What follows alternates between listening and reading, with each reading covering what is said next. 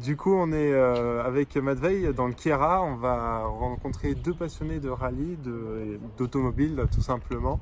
Et on va vous faire découvrir avec vous, du coup, finalement. Voilà, ils vont nous raconter un peu leur vécu, tout ça. Ils ont fait pas mal de courses, donc voilà, on va en savoir un petit peu plus sur le rallye et le tuning.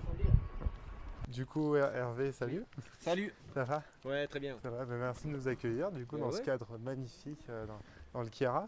L'environnement est sympa, ouais. C'est avec des belles routes Oui. Effectivement. pour conduire. On peut faire ça que l'autoroute, vraiment, hein, oui. sûr. Les virages, rien de tel que. Les go fast, c'est pas notre truc, ça. C'est ça, Voilà. exactement. Il faut que ça tourne. Du coup, ça fait combien de temps que tu baignes dans l'automobile? Moi, j'ai eu mon permis à 20 ans. D'accord. Ouais, 19-20 ans, et j'en ai 43, ça fait 23 ans. D'accord. Que je suis dedans. Et ma première voiture, ça a été une Renault 11 Turbo. D'accord. Mhm. Oui, donc tu as commencé assez direct. fort. C'est La pas- première, on va dire, le lendemain du permis, j'étais en Renault 4L, qui était à mes parents. D'accord, ok. Donc là, c'était pour rester dans le coin. Et puis la première voiture que j'ai achetée, ça a été une R11 Turbo. D'accord, ça La va. 11 Turbo que j'avais payé à l'époque en France, c'était 5020 francs, si on veut être précis. D'accord, ce qui fait en euros à peu près. Ouais, ça fait dans les 800 euros. D'accord. Oui, Alors qu'aujourd'hui, il y a- c'est une qui a voiture de surcoté. collection. C'est, Non, mais bon, c'était le début, hein, moi c'était comme ça. ça a fait un peu l'effet R5 Turbo, Clio V6 Ouais, qui et puis j'ai maintenant. toujours aimé le rallye, moi, le Monte Carlo. J'étais pas trop studieux à l'école et je faisais sauter l'école pour aller voir le Monte Carlo. Ça, C'est vrai sûr. qu'en passionné d'automobile, on l'a Ah, tous. Le Monte Carlo pour nous c'est la Bible, c'est ce qu'il y a de. Enfin, je sais pas, c'est l'excursion. C'est une annuelle. légende, des rallyes, c'est le Oui, Monte Carlo, exactement. Il est reconnu mondialement, hein, même au niveau des grands pilotes aujourd'hui en WRC. c'est la première manche d'ailleurs de la WRC. C'est une des Donc, manches les plus appréciées et reconnues. Mhm. Gagner le Monte Carlo aujourd'hui, ça fait partie des beaux rallyes quoi, à gagner. Quelqu'un qui gagne Monte Carlo, qui a son Monte Carlo au palmarès, à haut niveau aujourd'hui, c'est un peu le Graal. Parce que ça fait partie des rallyes les plus difficiles. Entre Bien la sûr. neige, la glace, des parties où il y a pas. les virages, Ouais, et puis c'est l'environnement aussi, c'est-à-dire après on peut tomber des années où il y a de la neige, des années où il n'y en a pas. Entre deux spéciales, il y a une spéciale enneigée, l'autre elle l'est pas. Donc après il y a des choix. C'est vrai que le paysage évolue en fonction Ouais, de. et puis il y a des choix compliqués parce que les choix des pneus, tout ça, en WRC, il faut entre 2 et 3 spéciales sans assistance. C'est-à-dire qu'ils ont des pneus et avec ça ils doivent jongler sur les 3 spéciales. Oui. Si sur une spéciale la neige et une spéciale c'est terrain, il faut jongler à dire Prendre des mix par exemple. des mix, ou alors dire là je prends que des neiges et puis je gagne sur celle-là et sur l'autre je perds un peu. Faire un sacrifice, voilà, exactement. Voilà, donc c'est des calculs, c'est le Monte Carlo est très compliqué pour c'est ça. ça. Pas comme certains rallyes où c'est que de la terre ou que de l'asphalte et à part de la pluie, il peut arriver que ça. Oui, bien sûr. Ouais. Donc, T'as un pilote de rallye que tu apprécies ou... moi c'est pas compliqué. On est quand même des Hautes-Alpes. Aujourd'hui, c'est Sébastien Ogier. De toute façon, moi je suis chauvin, c'est normal. J'ai toujours aimé l'aube. Jusqu'à ce qu'Ogier sorte son épingle du jeu et commence à devenir champion du monde. Et là aujourd'hui, honnêtement, après je suis Ogier, c'est normal. Mais c'est pas lui qui m'a fait découvrir aujourd'hui la passion du sport auto, c'est Jean Bernard que vous avez interviewé juste avant là. Et ouais, mon premier baptême, je l'ai fait dans la 205 là-bas. Qu'on avait vu tout à l'heure. Voilà, exactement. D'accord. C'est-à-dire que moi au début, je faisais des freins à main comme tout tout le monde là. Sur les parkings le dimanche. J'étais content sur la neige, je me dis ça glisse, c'est joli. Mhm. Je faisais le kéké quoi.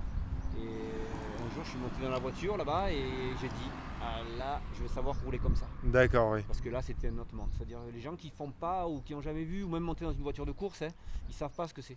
C'est-à-dire qu'ils peuvent pas se rendre compte des vitesses à laquelle ça passe, glisser pour que ça passe vite, tout ça, c'est des gens, il faut être dans le milieu, sinon on sait pas ce que c'est. Et oui, il y a un talent, il y a du travail derrière. C'est vraiment un autre monde.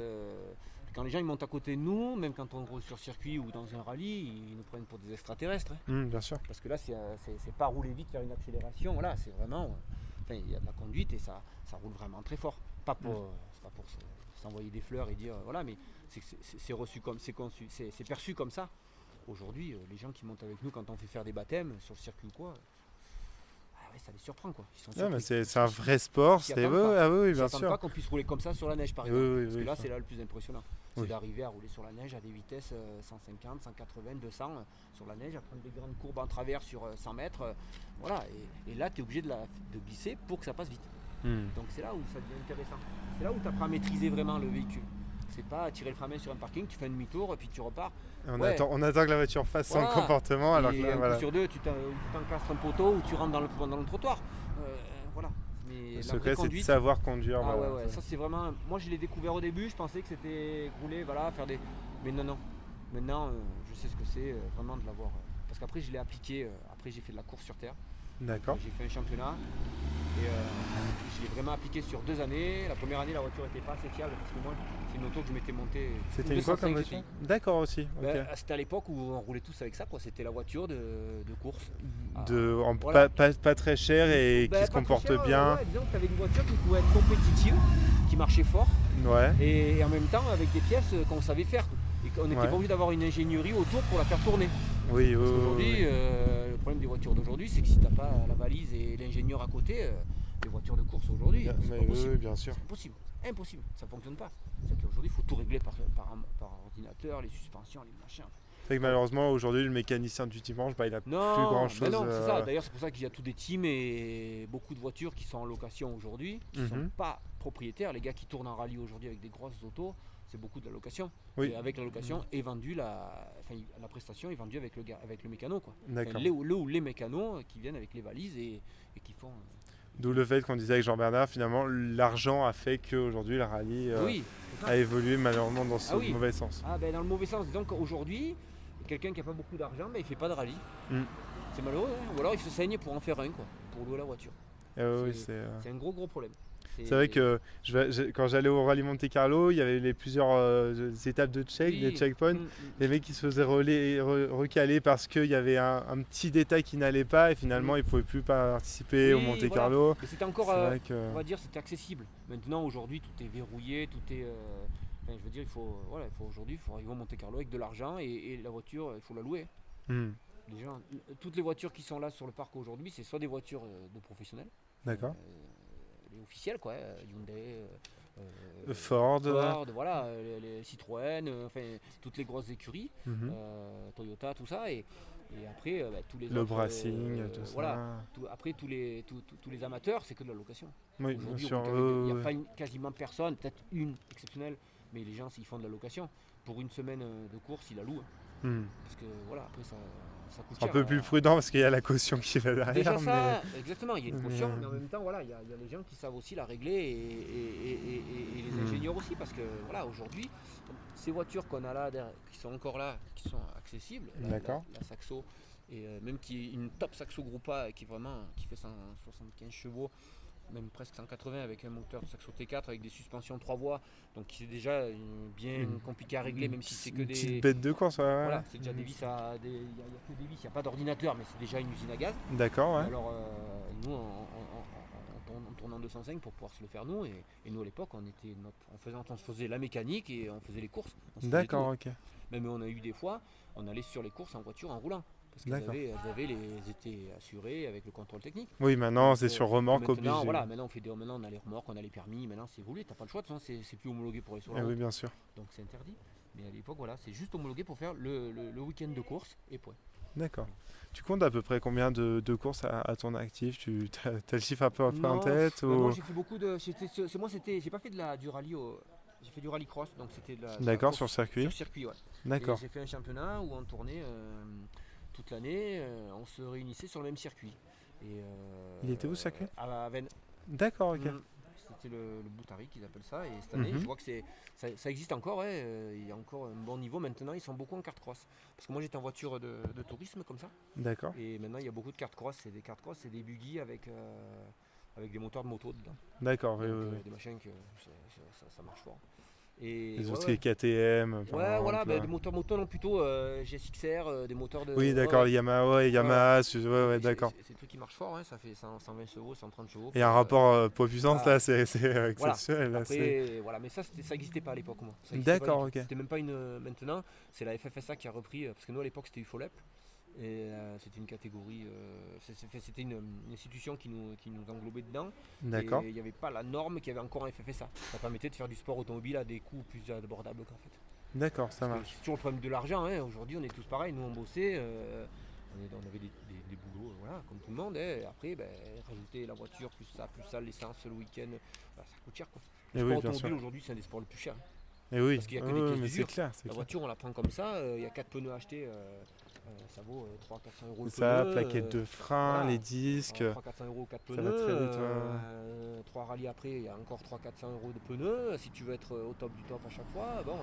Vous comptez un train de pneus par rallye, c'est ça à Pas peu près? forcément, non, mais ça Non, dépend. c'est Comment quand tu roules, même. ça dépend le temps qu'il a fait parce que là-dessus, il existe plein de catégories de pneus. Il y a des pneus tendres, très tendres, durs. Après, il y a des pneus mixtes, il y a des pneus pluie. Ouais. Et selon le temps qu'il a fait, tu mets peut-être pas tous les mêmes le même week-end. Mais bon, sur une année, si tu fais une dizaine de rallyes, ouais, tu passes bien 3 trains de pneus. Ouais. Facile. Parce que là, ça en bouffe quoi. Si tu et en plus, si tu joues la gagne avec des voitures même de loc, Et oui, bien des sûr. voitures de loc, même que c'est des grosses R5, là, c'est des grosses autos, tu es obligé d'avoir les pneus au top. Et quand tu joues la gagne, ça coûte un bras. Hmm. Donc le problème aujourd'hui, c'est que le rallye coûte cher. Donc, nous, à l'époque, nos catégories, ça permettait de faire du. Il y avait un bon niveau parce qu'on se battait avec des autos qui étaient quand même assez costauds. Donc des voitures qui faisaient 160 chevaux, Hmm. ça marchait déjà bien pour l'époque sur circuit. Et on avait l'arceau, le baquet, l'arnais, tout ça. Il y avait quand même un minimum de normes. Quand même. D'accord, Ça se fait ouais. mal, quoi. Mais c'était abordable en prix. Aujourd'hui, le rallye, on fait que le regarder. Enfin, moi, je fais que le regarder parce que. T'en fais plus maintenant? Ben non, c'est le prix. D'accord. C'est le budget. Rallycross non Ça te plus? manque un peu? Ouais. Ça démange parce que 2-3 fois j'ai eu l'occasion de tourner sur circuit. J'avais essayé une. Comment ça s'appelle? Une Formule France. C'était une voiture qui était en loc là. C'est une Formule France, c'est-à-dire c'est un petit châssis tubulaire d'une bagnole. La Formule France, ça a été sorti à l'époque, il n'y avait que des Formules France, donc c'était toutes les mêmes voitures et ils se rencontraient sur circuit. Il y avait un championnat sur l'année. Et j'ai eu l'occasion d'essayer ça avec un moteur de 1300 Hayabusa. D'accord, moto. ok. Ça faisait 200 chevaux, Mhm. tout sur le train arrière avec pas de différentiel, donc c'est-à-dire que ça glisse.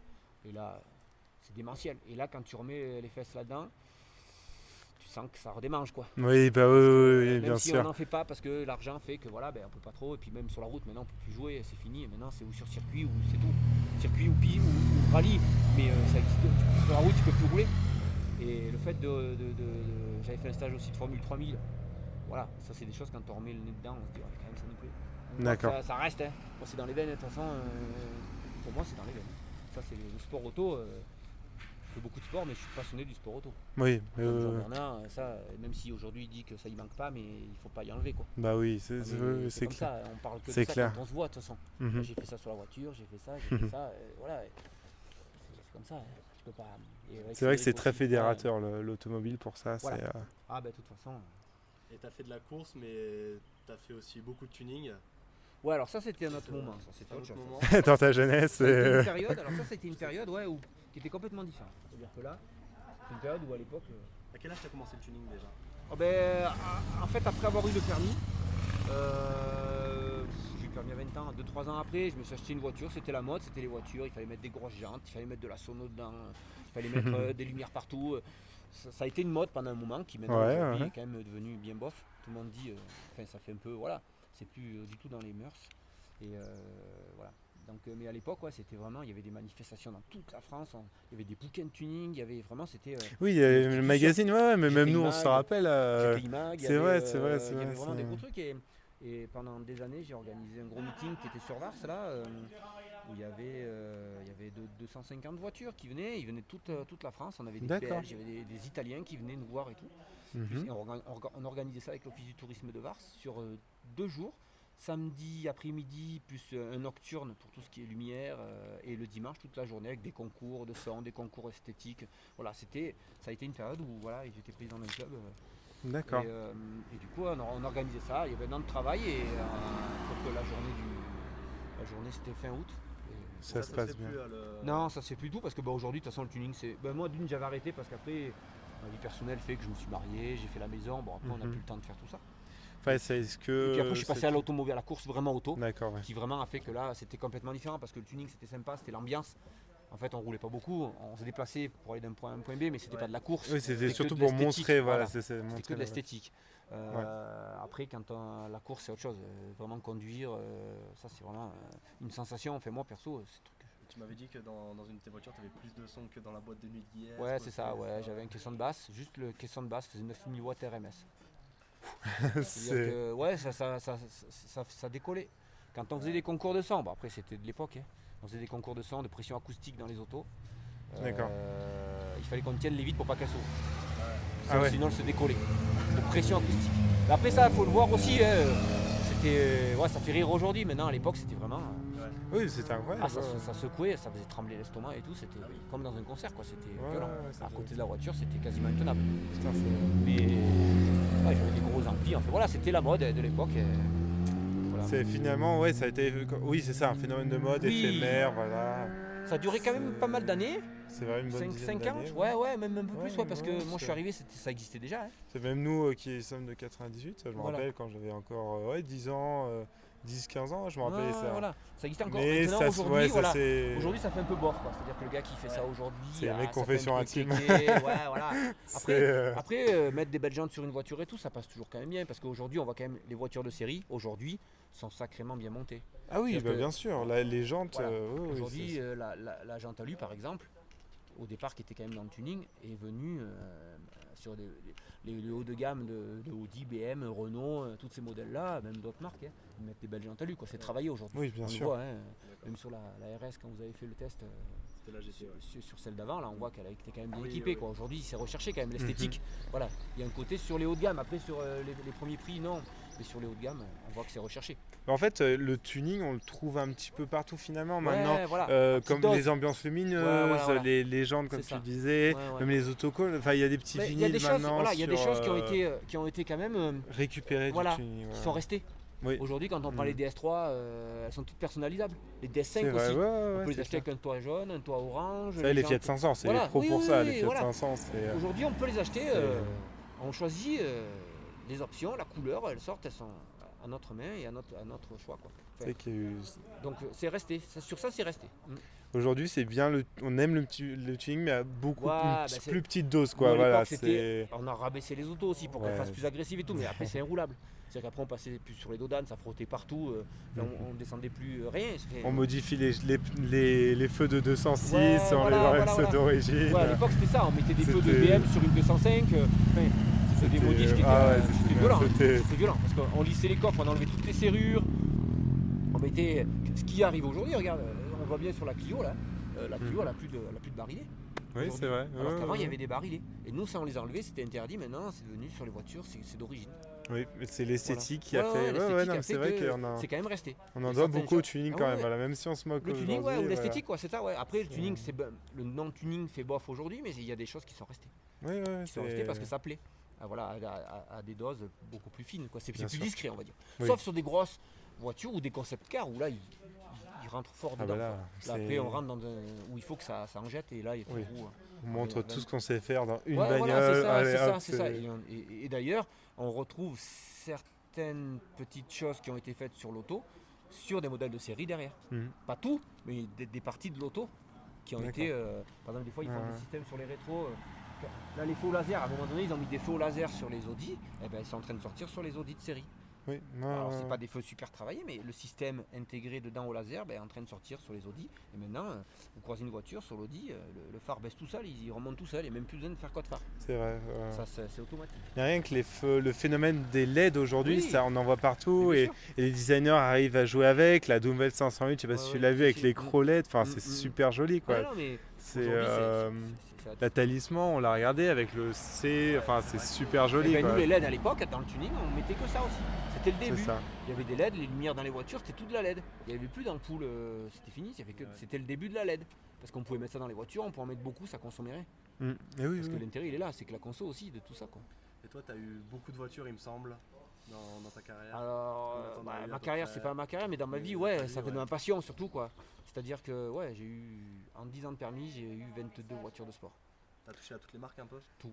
J'ai eu tout ce qui était sportif à l'époque. 205 GTI, Mhm. 309, GTI 16, 405 Mi16, BM 325i.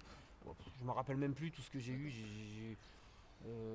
Les R11 turbo, j'en ai eu plusieurs. Les R5 GT turbo, les 205 GTI, Mhm. j'en ai eu aussi. Des voitures que j'ai gardées 15 jours parce que voilà, c'était des caprices. Mais j'étais tellement passionné que j'achetais, je revendais. Ah, la préfecture, elle a bien tourné avec moi. Les cartes grises, ça fonctionnait bien. Ouais. Et ouais, j'ai eu. J'étais passionné. Hein. J'étais passionné, moi, je pensais qu'à ça, je mangeais, je dormais, c'était la voiture, le sport auto, je faisais que ça, D'accord. je faisais que ça. C'était ma passion, j'avais pas de famille à l'époque, rien. Ouais, ouais. Aujourd'hui ça serait plus compliqué, après il faudrait faire des C'est concessions. toi qui as appris à réparer tes voitures Tout. toute seule. J'ai tout appris tout seul. C'est-à-dire qu'aujourd'hui, j'ai l'équivalent d'un CAP mécanique, mais j'ai tout fait tout seul. D'accord. J'ai appris sur le tas. J'ai commencé ma première distribution, je l'ai fait sur une 205 GTI. D'accord. Celle de course que j'ai remontée. J'ai acheté le bas moteur de ma 205, je l'ai acheté dans le sud de la France. Il Ouais. était nu. Et j'ai monté tous les éléments, j'ai refait la distribution, piston, tout, j'ai tout refait moi avec les revues techniques de l'époque. Mhm. Un peu mon père qui m'avait aidé aussi, qui était un peu dans le. qui lui faisait aussi un peu des trucs. Et j'ai commencé comme ça, et maintenant, j'ai été mécano à mon compte. Hein. Et Ouais. voilà, parce que voilà, maintenant, à force d'en faire, après on apprend. Hein. Ça t'a permis d'avoir une connaissance dans plein de marques Ouais, diverses maintenant c'est ça. finalement. C'est ça. Tu t'es pas restreint à Non. juste une deux marques. Non, à C'est, l'époque, toutes les voitures de sport étaient accessibles en prix, Oui, on va dire. c'est vrai. Aujourd'hui, tu vas acheter la dernière Clio RS, après tu vas acheter la dernière Ford Focus RS. Bon, ben, C'est des ça, budgets, 208 GTI, c'est voilà, ça. faut passer entre 20 Et 5 encore, on 30. reste dans le début des petites C'est voitures des sympas. à 25 000 euros quoi. Et oui, Donc, facile, oui, c'est ça. Aujourd'hui, c'était pas ça. Sans le malus écologique en Parce plus. que moi je vois à l'époque, C'est, en occasion, j'arrivais à tourner à 5-6 000 euros une auto quoi. Ah oui. On arrivait à rouler avec des voitures de Mhm. sport à 5-6 000 euros. Voilà. Aujourd'hui, à part des vieilles épaves, Oui, il n'y a c'est vrai. quasiment plus rien quoi. Tu veux même une Clio RS. Une Young Timer à la limite, ouais, à voilà. 5-6 000 euros. Mais ça reste des voitures là, Mais, qui étaient à l'époque, moi en fait, les voitures que j'avais moi à l'époque ont monté en prix, Mhm. plus qu'elles n'ont pas baissé. Quoi. Et oui, elles ont surcoté. Ouais. Oui, maintenant il y en a Oui, qui c'est- ah bah, qui ça surcotent. C'est, La 205 GTI, j'en ai donné, j'en ai jeté. Ça vaut aujourd'hui, refaite à neuf, 15 000 euros, voire plus. Oui, c'est vrai, 205 c'est vrai. GTI. Alors que quand on voit, on les avait à l'époque, c'était. Maintenant, il y a ça des- coûtait rien, il y en avait partout, on avait des pièces dans tous les coins. C'est- Ça a bien évolué, ouais. Moi à l'époque, ouais, c'était ma passion. Là maintenant, après, ça fait que entre la maison, les enfants, la famille, après, à un moment donné, il faut faire des choix. Quoi.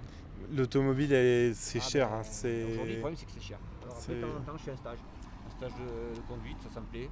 Des fois, on m'offre des baptêmes aussi, j'en fais un peu, mais bon, Mhm.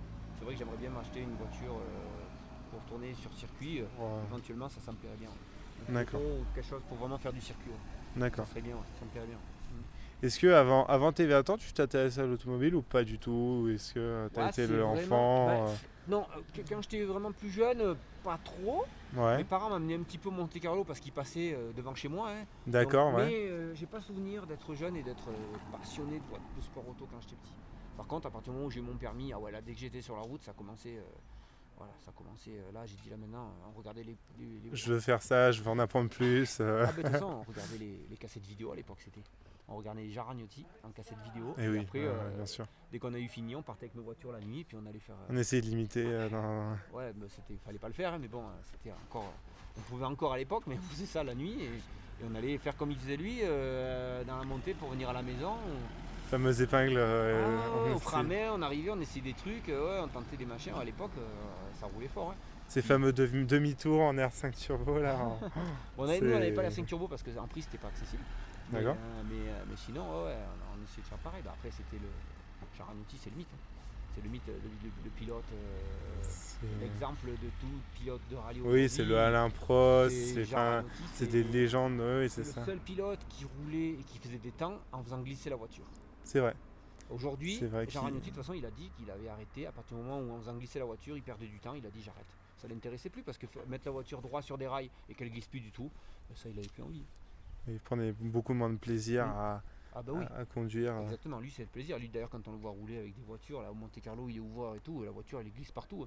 Oui, c'est ça. Travers, lui, Oui, il est sur les Mégane 4RS. Voilà. Ouais, c'est, il aime bien faire glisser, lui c'est son truc. Ça c'est la glisse, c'est Jaragnotti, c'est connu, reconnu. Enfin aujourd'hui lui c'est le dieu du sport auto, voilà.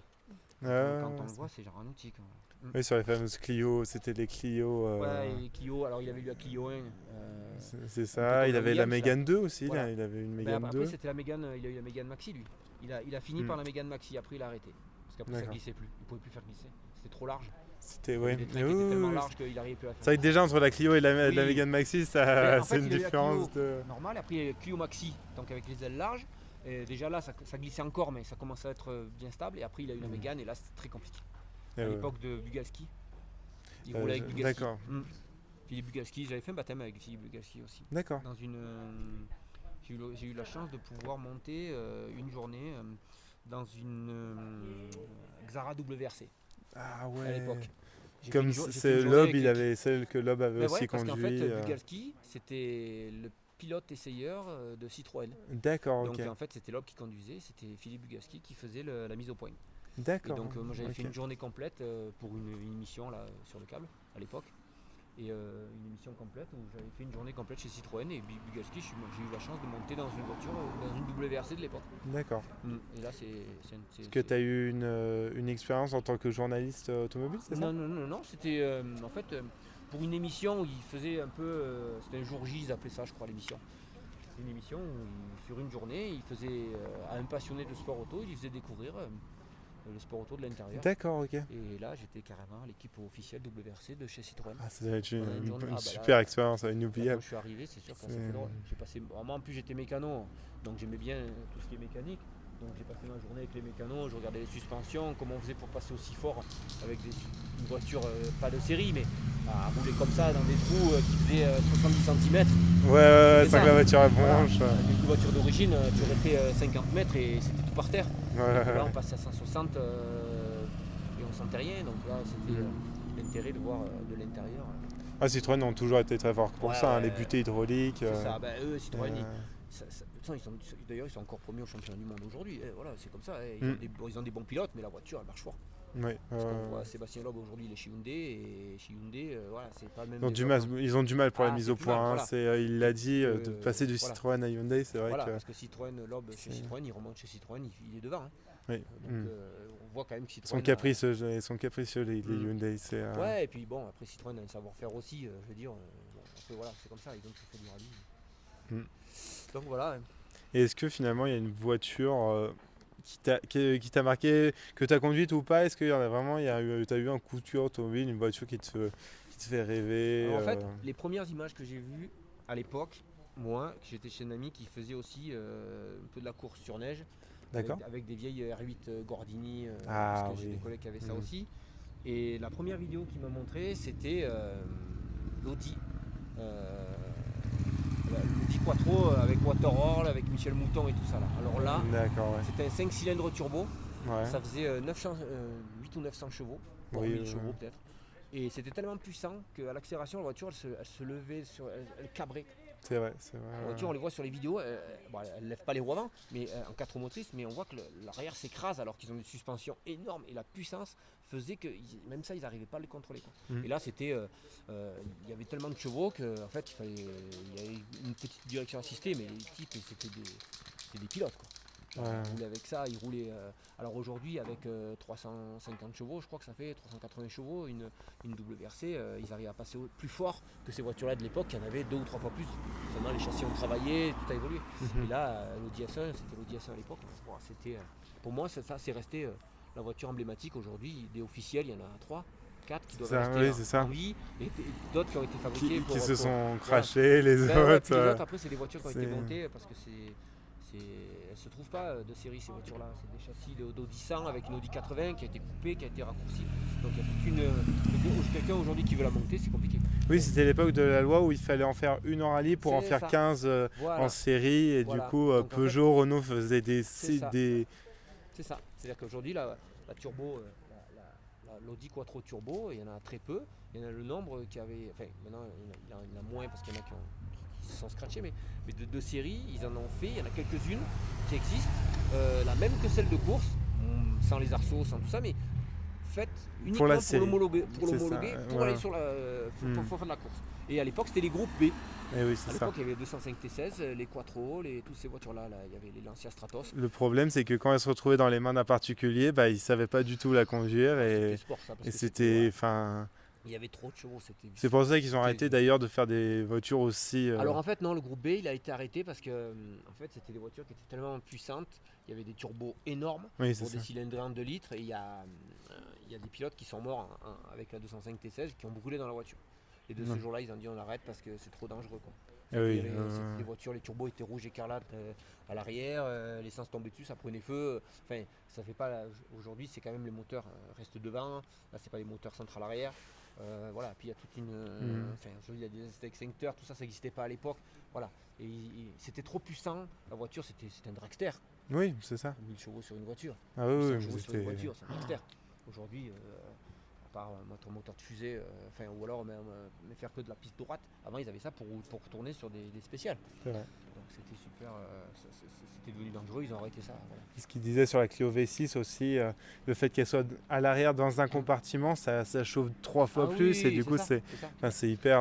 C'est un peu le problème de toutes les supercars aujourd'hui. Hein. Toutes les supercars ont les moteurs arrière. Lamborghini Aventador, tous ces modèles-là. Ferrari 458, toutes les Ferrari d'ailleurs. C'est tout derrière, parce que à la base c'est ou des propulsions ou des 4 roues motrices. Donc tous les moteurs sont derrière. Et le gros problème, c'est qu'on voit, c'est ventilé de partout, il y a des aérations, ces grosses supercars avec des gros ventilos. Oui, latérales, même arrière. C'est esthétique, mais en même temps, c'est fonctionnel. Oui. C'est-à-dire que c'est pour refroidir le moteur. Et oui, Parce qu'il y a un gros problème, c'est que dans ces voitures-là, en plein été, il fait chaud. Parce que comme c'est allégé, c'est tout en carbone, c'est fin. Voilà. C'est ce problème de ces moteurs-là, c'est ça. Mais après, bon, ça évolue. Aujourd'hui, c'est tout de l'injection. Avant, c'était tout des carbus, c'était tout des turbos. Aujourd'hui, c'est conception quand même en 2019. Quoi. Ça a 40 ans d'écart. Est-ce que tu es plus nostalgique de l'époque automobile ou t'aimes quand même ce qu'on fait aujourd'hui et ce qu'on va faire dans le futur quand on voit les prototypes qui arrivent? Moi je suis très technologie, donc j'aime bien ce qui se fait là maintenant aussi. D'accord, un peu des deux pour... En fait je suis nostalgique parce que moi... on se sert toujours de ce qui a été fait avant pour ce qui arrive aujourd'hui. Oui. Parce que de toute façon ça a servi. Toutes les voitures de course à l'époque, ils ont pris des éléments, qu'ils ont mis l'aérodynamisme à l'époque, ils le cherchaient pour les voitures de course. Aujourd'hui, on prend une Lamborghini, ça passe en soufflerie. Oui, bien sûr. Donc ça, c'est parti comme ça. Donc je sais qu'il ne faut pas oublier ses origines, c'est ce qu'on dit. Et puis bon, à l'époque, c'était quand même, pour moi, aujourd'hui, il y a beaucoup d'assistance. À l'époque, il n'y avait pas d'assistance. C'était des équilibristes. Mais aujourd'hui, quand même, il faut vivre avec son temps. Et moi, je trouve qu'aujourd'hui, moi, je suis fan de Lamborghini. Aujourd'hui, des coupes de la Lamborghini. Après, ça plaît ou ça plaît pas, mais c'est plutôt taillé à la serpe, c'est assez droit, assez agressif. Et moi, j'adore. C'est impressionnant, il y a un côté impressionnant. C'est vrai que l'Aventador.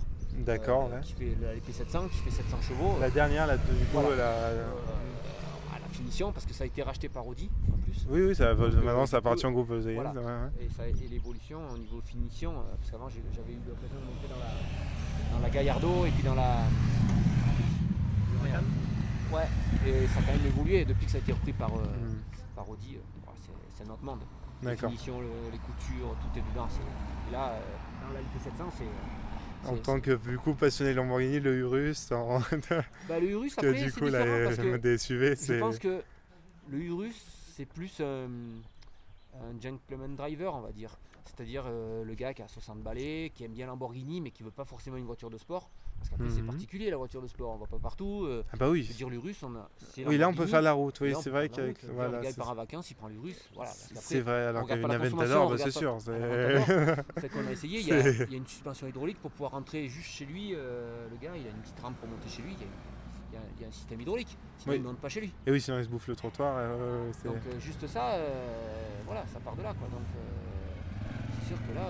Parce que c'est vrai qu'on voyait par exemple les puristes de chez Ferrari, ils ont été très contents de voir, ils avaient très peur de voir un SUV chez Ferrari, ils ont fait la GTC 4 Lusso. Et ils continuent à prier pour que Ferrari ne fasse pas de SUV. Du coup, c'est vrai que... est-ce que tu l'as accueilli comment? Tu as été plus... En fait, je dis ça... S'ils l'ont fait, c'est qu'ils ont dû, je pense, réfléchir à ce que ça plaise à certaines personnes. Maintenant, après, j'aime bien quand même la coupe parce que moi j'aime bien Lamborghini, donc la coupe me plaît. C'est vrai qu'ils gardent l'ADN. Voilà. Ils gardent l'ADN Ferrari. Lamborghini, ils se sont dit, nous c'est Lamborghini, on ne veut pas faire du Ferrari, on ne veut pas faire du Bugatti, on fait du... Voilà. Et là, on ne se trompe pas. C'est vrai que dans ces supercars, ça rappelle un peu les vieilles voitures de l'époque. C'est-à-dire qu'aujourd'hui, une supercar à l'autre, ça ne se ressemble pas du tout. C'est-à-dire que chacun a ses formes, chacun a ses coupes. C'est comme à l'époque des 2 chevaux. Il y avait la 2 chevaux, il y avait la 4L, ça ne se ressemblait pas du tout. C'est vrai. Motos, chacun faisait la sienne. Il y avait la BX, il y avait la DS. C'était des motos, chacun faisait son modèle. Aujourd'hui, on prend une voiture de série, elle se ressemble beaucoup. C'est-à-dire qu'aujourd'hui, ils prennent les phares, les LED, ils sont tous comme ça, les machins, c'est tout comme ça. Aujourd'hui, à part sur les supercars ou les voitures comme ça, ou avec des grandes marques qui valent 4, 5, 600 000 €. Là, de suite après, c'est chacun, il dit non, on les fait comme ça, et ça plaît, et vous les prenez comme ça. Et là, ils ne cherchent pas à avoir du grand public, ils veulent garder les gens qui aiment la marque. Il y a une homogénéisation des gammes hein, finalement. Quand on voit celui-là par exemple, celui-là, le berlingot, l'avant c'est le même que le C4 Cactus, c'est même que le Space Tourer. Exactement. C'est... Non mais voilà. Après voilà. Non mais après je trouve que puis la technologie, moi j'aime bien tout ce qui est technologie aujourd'hui, où je reste quand même maître de l'auto, parce que maintenant ils font des technologies de conduite seule et tout, ça je suis moins la fan. semi-autonome, non Après, autonome, le problème c'est semi-autonome. qu'après moi j'aime bien, quand on est passionné de sport auto ou d'automobile, de garder le maîtrise, oui. Le but c'est le plaisir de conduire. Voilà. Le plaisir de la conduite c'est quand même un truc sympa quoi. Parce que là quand on dit on monte là, on dit on fait 2 accélérations, on passe 2 virages, voilà, c'est le plaisir. Ça se perd pas. Je veux dire, en tant que passionné. Tu t'es fait peur un peu à des moments dans ta vie Il y a eu des fois où c'est passé fin, mais après c'est l'apprentissage.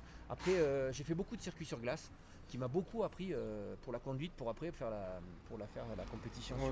Et ça te sert dans le quotidien finalement. En fait, moi j'avais même fait rouler ma femme à l'époque sur circuit de glace. D'ailleurs, je pense que ça serait. Il y a même des grosses boîtes qui font des stages de conduite sur glace à leurs employés, parce que j'estime que la conduite sur neige c'est très particulier. Oui, c'est vrai. Et les réflexes, c'est pas ce qu'il faut avoir comme sur le goudron quoi.